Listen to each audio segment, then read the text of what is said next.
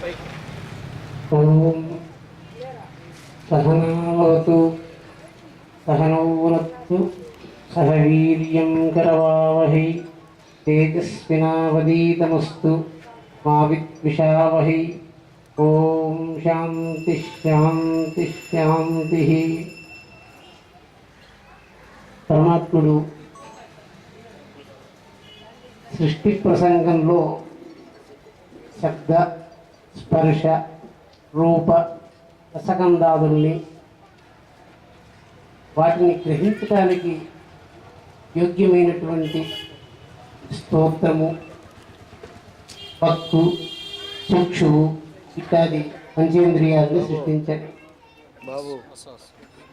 లోకంలో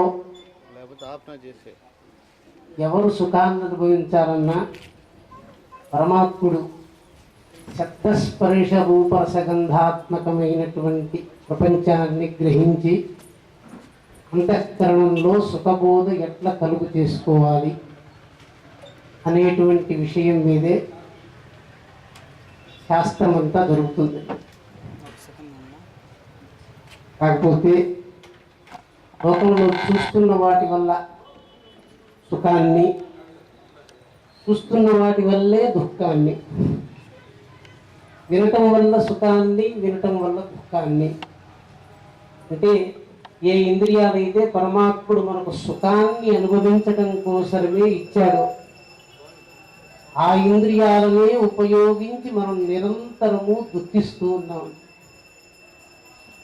ఇటువంటి సందర్భంలో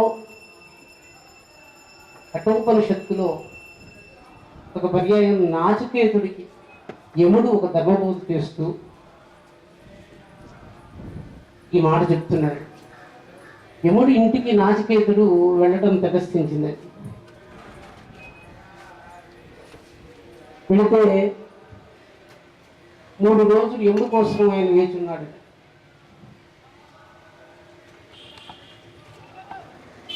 అప్పుడు యముడు అంటున్నాడు నాచికేటుతో, ఆశా ప్రతీక్షే సంకతం సూనృతాం చ ఇష్టాపూర్తం పుత్రపశూగుంశ్చ సర్వాం ఏతద్వృణీతే పురుషస్యాల్పమేధసః యస్యాస్తి బ్రాహ్మణో గృహే. ఇక్కడ ధర్మకర్తలైనటువంటి వాళ్ళు ఈ మందిరంలో సకల దేవతల్ని ప్రతిష్ఠించారు. ఇక్కడికి వస్తున్నప్పుడు ఈ మందిరంలో ఎట్లా పరమాత్ముడి యొక్క సుఖాన్ని మనం అనుభవించాలి అని తెలియనట్లయితే కేవలం చూస్తున్నారు, వెళుతున్నారు.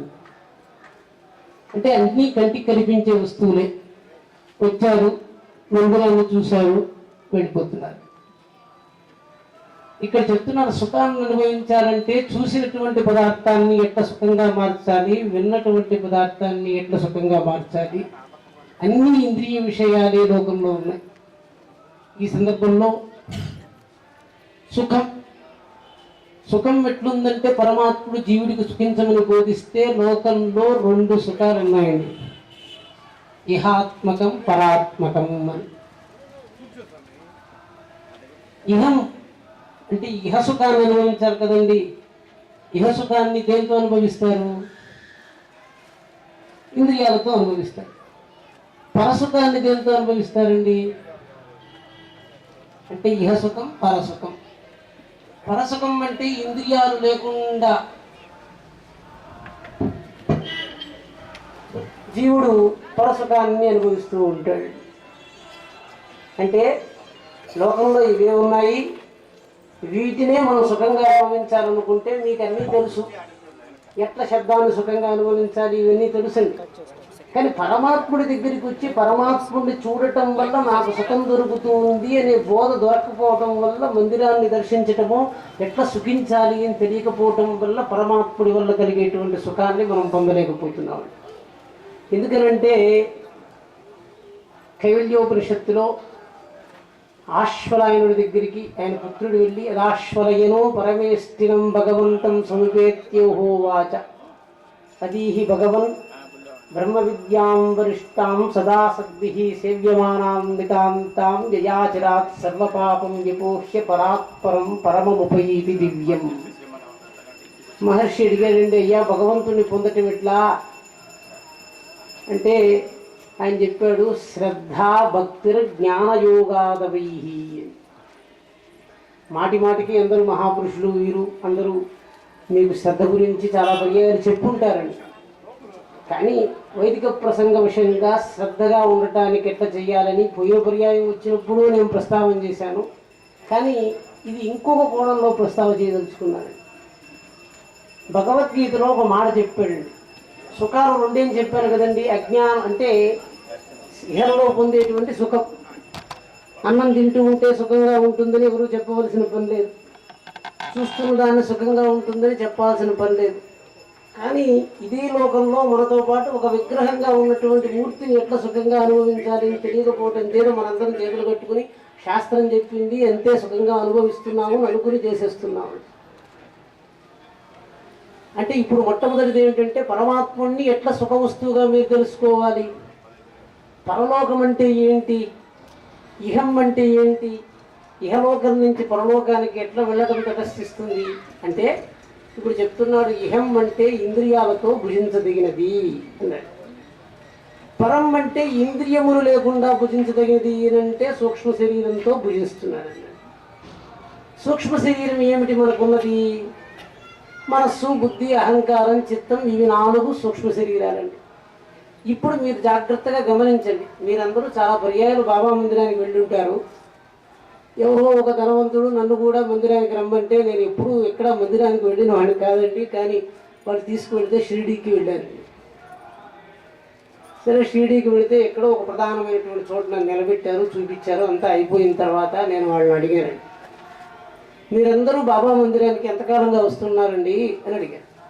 స్వామి 20-30 సంవత్సరాలుగా వస్తున్నాము అని అంటే, బాబా మందిరంలో మీరు కంటితో చూసిన దాన్ని ఒక్కదాన్ని విడిచిపెట్టకుండా నాకు చెప్పండి అని అడిగారు. బాబా విగ్రహం ఉంది, బాగుంది. దానికి ఏదో రంగు ఉన్నటువంటి వస్త్రాన్ని కట్టారు, బాగుంది. ఇవన్నీ అయిపోయిందండి. బాబా విగ్రహం వెనకాల ఉన్నటువంటి విషయం గురించి కొంచెం చెప్పండి. స్వామి మేము బాబానే చూస్తున్నాము, దాని వెనక ఏముందో మేము చూడటం లేదు అంటే నేను అడిగాను, అయ్యా దాని వెనకాల ఒక నవలు ఉంది, దాని వెనకాల ఒక సూర్యుడు ఉన్నాడు, దాని వెనకాల ఒక చంద్రుడు ఉన్నాడు, దాని చుట్టుపక్కల బాబా జీవితంలో ఘట్టాలు ఉన్నాయి, ఎన్ని ఘట్టాలు పెట్టారు, ఏ ఘట్టాలను ప్రధానమని చెప్పాలనుకున్నారు, ఇవన్నీ చూశారు కదండి. మీరు అక్కడ చూసి వచ్చిన తర్వాత నేను ఈ ప్రశ్న మిమ్మల్ని వేస్తే, ఒరే నేను ఇన్ని విషయాలు గమనించాను, గమనించలేదు అని మీ మనస్సుకు స్ఫురిస్తే, గమనించినటువంటి విషయాలంతా మళ్ళీ దానిని చూడమని చెప్తూ ఉంటే, నేను అక్కడికి వెళ్ళొచ్చాము, నేను చూశాను. మన గంగరాజు గారు మొన్న ఎప్పుడో వచ్చినప్పుడు వారిని అడిగానండి, మనందరం చొక్కా వేసుకుంటూ ఉంటాము, మన చొక్కాయికి ఎన్ని బత్తాసులు ఉన్నాయని ఎప్పుడైనా మీరు లెక్కించుకున్నారా అని అడిగానండి. వేసుకుంటూ ఉంటాం ప్రతిరోజు. అంటే బాగా గుర్తుపెట్టుకోండి, నహి జ్ఞానేన సదృశం పవిత్రమిహ విద్యతే. పరమాత్మని చూస్తూనే ఉన్నాం కానీ లోపలికి తీసుకోవటం ఇంకా తెలియలే. ఒక చిత్రకారుడు మందిరంలో భగవంతుని చూసి మనస్సులో ప్రతిష్ఠ చేసుకుని ఈరోజు మీరు చేస్తున్నటువంటి బాబా చిత్రపటాన్ని ఎవడో ఒకడు ఊహ చేసి ఆ చిత్రాన్ని మనస్సులో పెట్టుకుని గీశాడు. అంటే నహి జ్ఞానేన సదృశ్యం అంటే ఒక్క పర్యాయం ఈ లోకాన్ని చూస్తే లోకంలో ఉన్న విషయమంతా నా అంతఃకరణంలోకి వచ్చేస్తుంది అని చెప్పలేకపోతే, మరణాసన్న సమయంలో ఇంద్రియాలు సక్రమంగా పనిచేయనప్పుడు ఉన్నా కూడా లేనట్లయిపోయేటువంటి లోకంలో మనం ఉండలేమన్నాడు. అంటే ఈ లోకంలో చూడటానికి నాకు ఇంకేమీ మిగల్లేదు, వినటానికి ఇంకేమీ మిగల్లేదు, అన్నీ పూర్తయిపోయింది, అన్ని ఇంద్రియాలు వాడి తృప్తి అయిపోయింది. నమే పార్థాస్తి కర్తవ్యం త్రిషులోకేషు కించన. అంటే ఈ ఇంద్రియాలు నాకు ఒక పర్యాయం భగవంతుడిస్తే ఇంకా ఈ ఇంద్రియాలని వాడటానికి నాకు అవసరం లేదు, తృప్తి అయిపోయింది అని చెప్పేటట్టుగా పరమాత్ముడు మీకు ఇచ్చినటువంటి ఇంద్రియాలను వాడి శబ్దస్పర్శ రూప సుగంధాదుల నుంచి గ్రహించి దాని నుంచి పరమాత్మ సారాన్ని గ్రహించేటట్టుగా మనం అభ్యాసం చేయాలి. చూసిన పదార్థమే. అక్కడ కారు ఉంది, ఇక్కడ ఇది ఉంది, పందిరు ఉన్నది, లోపల పరమాత్ముడు ఉన్నాడు. పరమాత్ముడు కూడా మన వలనే ఒక రాయి వల్ల లోపల ఉంటే, ఈ లోకంలో ఉంటే ఈయన చూసి నేను భగవంతుడిని ఎట్లా అనుకునేది? కంటికే కనిపిస్తున్నాడు, ఆయన కూడా అందరి వల్లనే కనిపిస్తున్నాడు. అంటే లోకంలో చూసిన పదార్థాలు రెండు అట్లే ఉంటే భగవంతుడు తెలుసుకోలేకపోతున్నాం కదా. వీళ్ళు అందరూ కడుతున్నారండి, అందరూ చెక్కేస్తున్నారు, అన్ని రూపాలు అన్నీ భగవంతుడు ఎట్టు తెలుస్తుంది? అది ఎందుకు చెప్తున్నారంటే అంతఃకరణంలో వెళ్ళవలసినటువంటి అత్యంత ముఖ్యమైనటువంటి పదార్థం ఆనందం.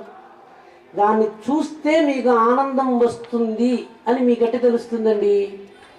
మీరు దేనైనా చూడండి, అన్ని దృశ్యాలే. వింటే, ఇంతకుముందు చెప్పిందే అండి, వింటే నాకు ఆనందం వస్తుంది ఎట్లా తెలుస్తుంది? దాని గురించి నేను ఒక మాట చెప్తాను. భగవద్గీతలో అజ్ఞశ్చ అశ్రద్ధధానశ్చ సంశయాత్మా వినశ్యతి నాయం లోకోస్తి నహి పరహ సంశయాత్మనః అన్నాడు. ఈ శ్లోకం ఎందుకు తీసుకున్నానంటే భగవంతుడు చెప్పాడండి, శ్రద్ధా సాబురి అని బాబా చెప్పారని ఇంతకుముందు నేను చెప్పాను. కైవల్యోపనిషత్తులో భగవంతుడు శ్రద్ధాభక్తులు ఉండాలి అని చెప్తున్నారని ఇక్కడ చెప్తున్నాడండి. అజ్ఞానికి, అశ్రద్ధ కలిగిన వాడికి, సంశయం కలిగినటువంటి వాడికి ఈ సృష్టిలో సుఖం ఉండదు అని చెప్తున్నాడు. అంటే ఏ సుఖం ఉండదు? అజ్ఞానం ఉన్నటువంటి వాడికి సంసారంలో సుఖం ఉండదన్నాడు. శ్రద్ధ లేనటువంటి వాడికి పరలోకంలో సుఖం ఉండదన్నాడు. సంశయం ఉన్నటువంటి వాడికి రెండు లోకాల్లో సుఖం ఉండదన్నాడు. అంటే ఇప్పుడు ఈ మూడు సుఖాలు మనం పొందితే కదండి ఈ లోకానికి వచ్చాం. ఈ లోకంలో ఉన్నప్పుడు ఇహలోకమైనటువంటి సుఖాన్ని పొందాలి. అంటే దేంతో పొందాలి? జ్ఞానంతో పొందాలి. జ్ఞానం అంటే ఏంటి? ఇది పుష్పం. గంగరాజు గారు నాకు మాల వేశారు, అక్కడ చెట్లో ఉన్నటువంటి దాన్ని కోసుకుని వచ్చి నాకు వేశారు. ఏమి ఇచ్చారండి నాకు? దాంట్లో లోపలికి తీసుకోవలసింది ఏమిటి? అంతరంగ గ్రహణ పదార్థం ఒకటి ఉండాలండి. అంతరంగంతో గ్రహించాల్సింది ఒకటి ఉందండి. ఎక్కడో మన మందిరంలో ఎప్పుడు ప్రతిరోజు శంకరాచార్యుల వారికి ఎవరో ప్రతిరోజు ఒక మాల తెచ్చిస్తామని చెప్పారండి. ఆయన ఎక్కడో వెళుతూ, స్వామి ఈరోజు నాకు తీరిక లేదు, ఈ రేపటి మాలను కూడా ఈరోజే పంపించేస్తున్నానని చెప్పారు. సరే పంపించేస్తూనే నేను శంకరస్వామి దగ్గరికి వెళితే ఒక మాలను అక్కడ ఒక చీల కొట్టి తగిలించి పెట్టున్నారు, ఇంకొక మాలను స్వామివారి మెడలో వేస్తున్నారు. నేను అడిగాను, ఈ మాలను ఎందుకండి చీలకు తగిలిచ్చున్నారు, ఈ మాలను ఎందుకు స్వామికి వేసున్నారంటే ఇది రేపటి కోసం స్వామికి తెచ్చామన్నారు. చీలకు తగిలిచ్చింది స్వామి వేసుకుంటారా అని. లేదు లేదండి వేసుకోరు. సరే అట్లయితే ఈ రోజు నుంచే స్వామివారికి రెండు మాలల భోగం ఇచ్చి ఉండొచ్చు కదా, ఒక మాల ఎందుకు పెట్టారు స్వామికి, రెండు మాలలు వేసి ఉండకూడదా అని. అంటే మాలలు వేస్తే రేపు ఉండదు కదా స్వామి, రేపటికి వేసినట్టుగా ఉండదు కదా. అట్లయితే మాల ఇవ్వటం వల్ల ఏదో 30 రూపాయలు 40 రూపాయలు స్వామికి ఇచ్చామనుకుంటే 30 రూపాయలు ఇచ్చేస్తే అది కావలసినట్టుగా మారిపోతుంది కదా. అంటే పుష్పమాలను భగవంతుడికి అర్పించడం వల్ల మీరు ఏమిస్తున్నారో మీకు తెలియకపోతే దానివల్ల ప్రయోజనం ఉండదు. జ్ఞానం అంటే ఏంటి? మీరు ఒక వ్యవహారం చేస్తే మాట చెప్పటం వల్ల ఏం తెలుసుకోవాలి, కర్మ చేయటం వల్ల ఏం తెలుసుకోవాలి, అభిషేకం చేయటం వల్ల ఏం తెలుసుకోవాలి అని తెలియకపోతే ఎవరో స్వామివారి మీద నీళ్లు పోస్తున్నారు, స్నానం చేయిస్తున్నారని కదా అనుకుంటారు. ఎక్కడికో బాబా మందిరానికి వెళితే ప్రదక్షిణం చేయమన్నారు, చుట్టూ తిరిగితే నాకు తృప్తిగా ఉంటుందంటే తిరగటం వల్ల ఏం వస్తుందండి అని అడిగి. గాడిదలు కూడా తిరుగుతూ ఉంటాయి, ఎప్పుడు తప్పుగా అనుకోకండి. ప్రదక్షిణం ఎందుకు చేస్తారండి? తిరుగుతూ ఉన్నారు, ఏం చేస్తారు? వేదంలో ఒక వాక్యం చెప్పాడండి, కర్మేతి హస్తయోహో అన్నాడు. చేతులు ఉన్నాయంటే కర్మ చెయ్యాలి అన్నాడు. గతి లితి పాదయోహో, కాళ్ళు ఉన్నాయంటే నడవాలి అని చెప్పారు. అంటే మీకున్నటువంటి అవయవాలని ఎట్లా వాడాలని పరమాత్ముడు విధించాడు. ఆ రకంగా వాడలేకపోతే మీరు పరమాత్ముడిని పూజించినట్టు కాదు. నియమేవహి పరానంద నియమాత్ క్రియతే బుధై. నేను మొన్న గంగరాజు గారు వచ్చిన సందర్భంలోనే ప్రస్తావించామండి, మనందరం సుఖపడుతున్నామంటే పృథివ్యాం యాని భూతాని జిహ్వా ఉపస్థా మూలకానివై అన్నాడు. ప్రపంచంలో ఎవరన్నా సుఖపడుతున్నాము అని చెప్పారంటే కడుపు నిండా తిన్నాము సుఖపడ్డామని చెప్తున్నారు, లేదా కామం వల్ల సుఖం కలిగింది అని చెప్తున్నారు. నిద్ర దానంతరం వస్తుంది కాబట్టి నిద్రల గురించి ప్రస్తావన చేయలేదండి. సరే ఇవి రెండు సుఖాలు కదా, మిగిలినవన్నీ సుఖాలుగా ఎట్లా అనిపిస్తున్నాయండి మీకు అని చెప్పడానికి చెప్తున్నాడు. శబ్దం వల్ల సుఖం కలగాలి కదండి. రెండు శబ్దాలని పక్కన పెడితే నేను సుఖపడతాను, రెండు శబ్దాలని పక్కన పెడితే నేను కష్టపడతాను అని మనందరం అనుకున్నామండి. ఆ రెండు శబ్దాలు ఏమండి? ఒకటి నా నామం అండి, దాని పక్కన చక్రవర్తిని పెడితే నాకు సంతోషం వస్తుంది. చంద్రశేఖరు ఒక చక్రవర్తి అన్నారనుకోండి, నాకు సంతోషం వచ్చేస్తుంది. చంద్రశేఖరు ఒక దుష్టుడు అంటే నాకు దుఃఖం కలుగుతుంది. రెండు శబ్దాలని పక్కన పెడితే సుఖం కలుగుతుంది, రెండు శబ్దాలని పక్కన పెడితే కష్టం కలుగుతుంది అని అనుకున్న వాళ్ళందరూ రెండు శబ్దాలు పక్కన పెడితే కష్టం కలగకుండా ఎట్లుండాలో తెలియకుండా కష్టపడుతూ ఉంటారు. రెండు శబ్దాలను పక్కన పెడితే ఎవరన్నా పెడితే విందామని ఆనందపడుతూ దానికోసం కాచుకుని ఉన్నాము. ఇది ఇక్కడెందుకు బాబా గురించి చెప్తున్నామంటే, అశ్రద్ధ ఉన్నటువంటి వాడికి భగవంతుడు తెలియబడడండి.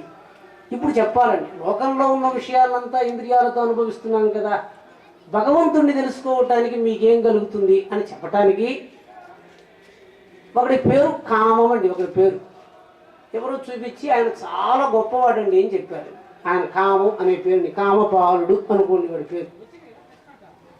మళ్ళీ ఒక గంట సేపు చూస్తూనే ఆయన్ని చూపించి వీడు చాలా దుర్మార్గుడండి అని చెప్పాడండి ఎవరు. ఏమండి ఇట్లా చెప్తున్నారంటే, అవునండి, ధర్మార్థ కామముల యందు కామమని పేరు కలిగిన వాడు ఒకడు ఉన్నాడు, కామక్రోధాది అరిషడ్వర్గముల యందు కామమని పేరు కలిగిన వాడు ఇంకొకడు ఉన్నాడు. వీళ్ళిద్దరి పేరు ఒకటే.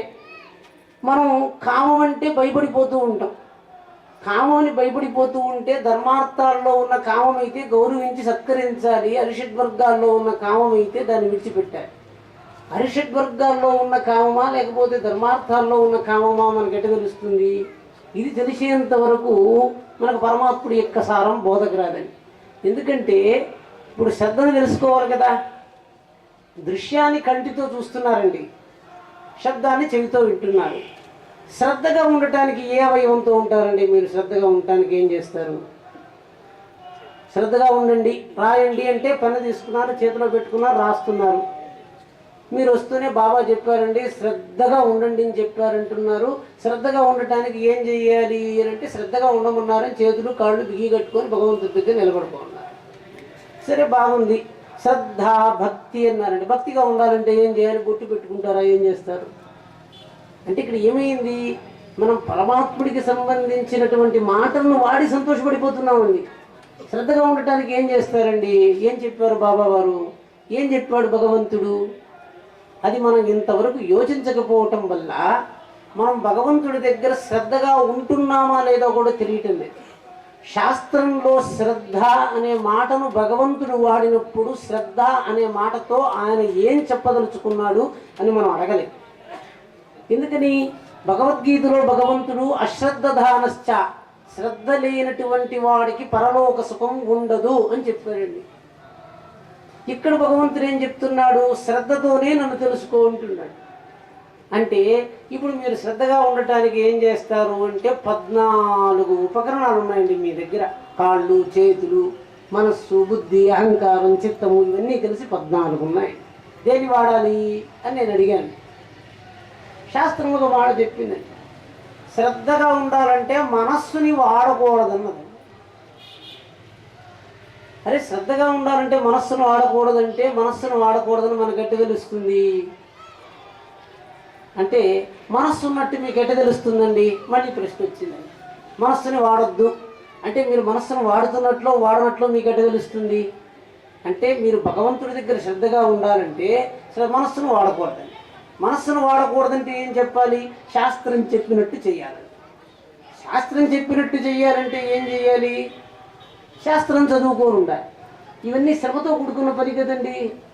అందుకే కఠోపనిషత్తులో నాచికేతులు చెప్తున్నారండి, ఆశ ప్రతీక్ష సంగతం సూనృతంచ ఇష్టాపూర్తం పుత్ర పశూగుంశ్చ సర్వాన్ ఏతద్వృంతే పురుషస్యాల్పమేధసో యస్యానస్నన్ వసతి బ్రాహ్మణో గృహే.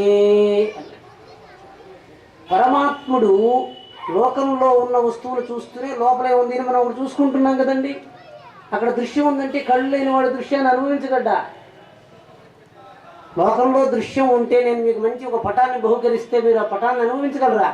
గుడ్డివాడు దృశ్యాన్ని అనుభవించలేడు. ఆశ అన్నాడండి భగవంతుడు చెప్తున్నాడు. ఆశ అన్నాడు. ఎవరికి ఉంటుందండి ఆశ అంటే? ఆశీర్వాదం చెయ్యండి ఆశీర్వాదం చెయ్యండి అని చెప్తున్నాడు కదా. మనం ఆశ అనే మాటను తప్పుగా వాడుతున్నామండి. భవిష్యత్తుని గురించిన చింత ఉండటము ఆశ అన్నాడు. మీరు విశ్వనాథాష్టకం అనే ఒక శ్లోకాన్ని అందరూ చదువుకుని ఉంటారు.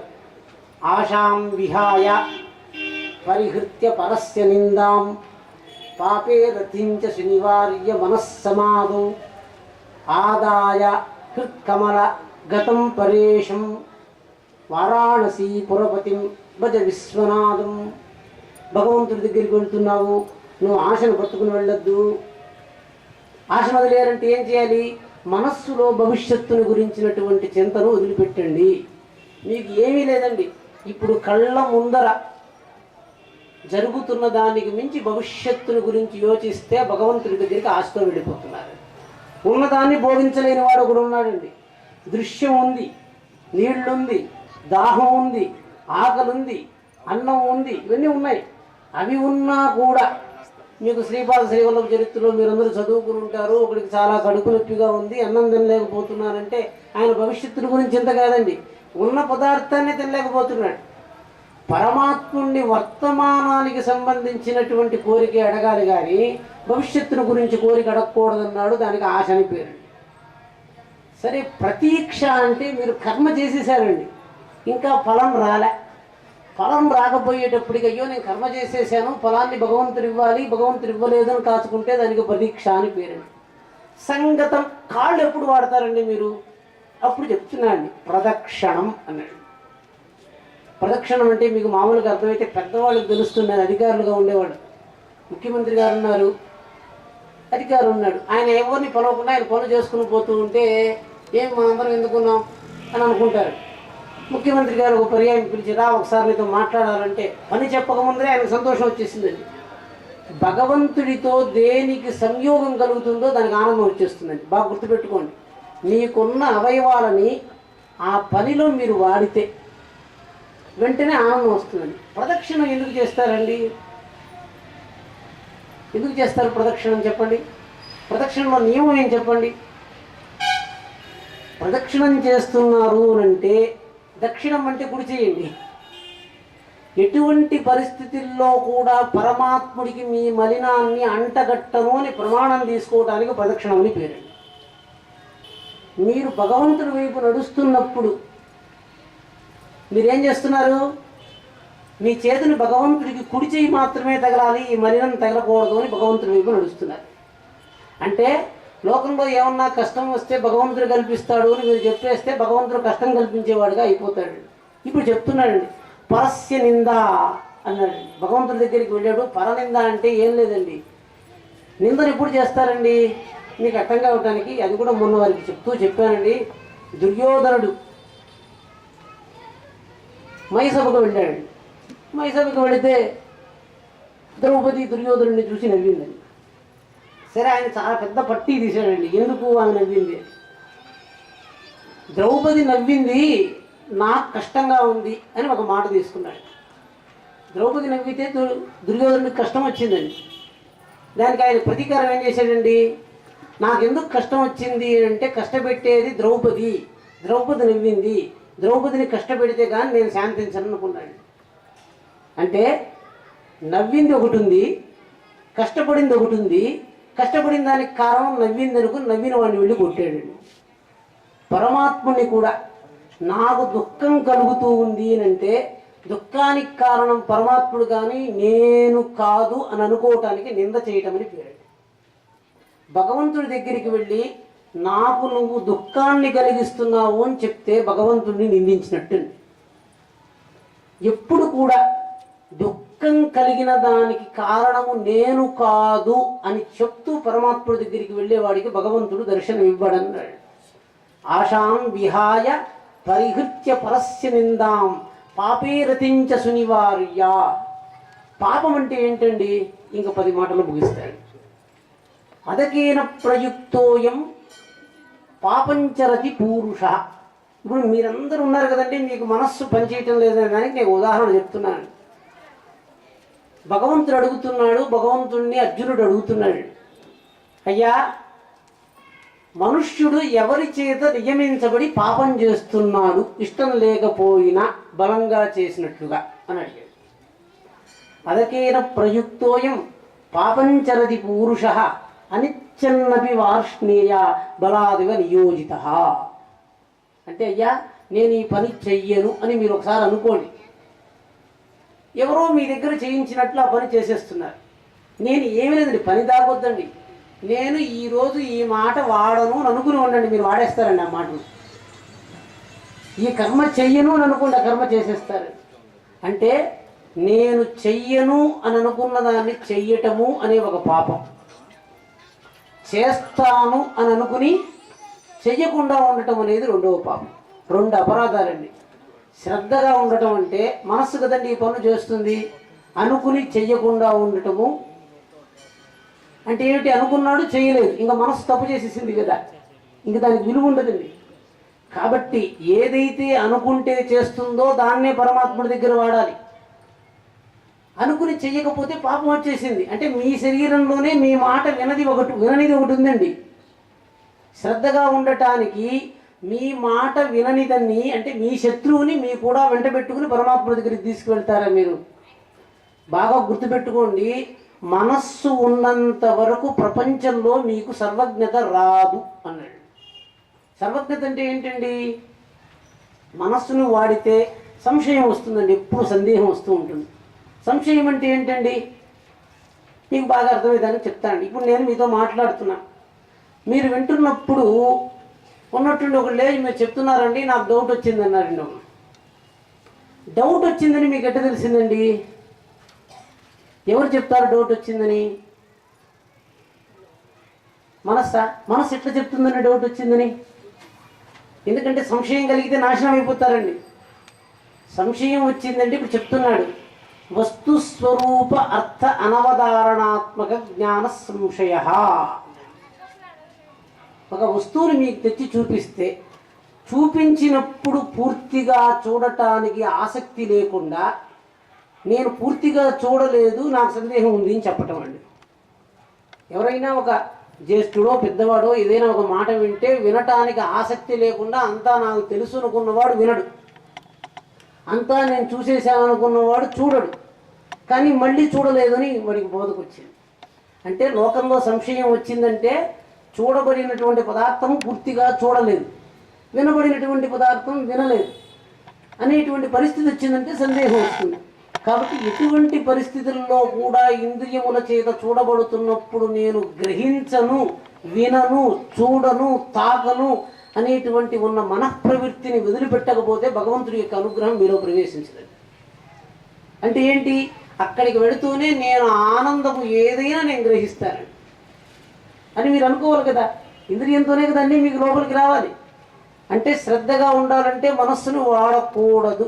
మనస్సును వాడకూడదు అంటే కామ, సంకల్పో, విచికిత్స, శ్రద్ధ, అశ్రద్ధ, భయ, మృత్యు, హ్రీ, ధీ 8 పదార్థాలండి. కామము, సంకల్పము, విచికిత్స, శ్రద్ధ, అశ్రద్ధ, భయము, మృత్యువు, శ్రద్ధ, సిగ్గు. ఇవన్నీ మనసులో కూర్చుని ఉంటాయి. సిగ్గు రండి అంటే ఆయన వెళ్ళాడు సిగ్గు చేత. హ్రీ, ధీ బుద్ధి, ఇది కూడా మనస్సులో ఉంది. మనస్సుని వాడాలంటే ఇది ఆఖరి మాట అండి. యదా దేవాః అసురేషు శ్రద్ధాం ఉగ్రేషు చక్రిరే. వేదంలో మాట అండి. దేవతలు రాక్షసులతో ఇంతవరకు యుద్ధం చేయలేదటండి. మొట్టమొదటి పర్యాయం దేవతలు రాక్షసులతో యుద్ధం చెయ్యాలంటే శత్రువు యొక్క బలం తెలియాలి కదండి. ఎట్ట తెలుస్తుంది?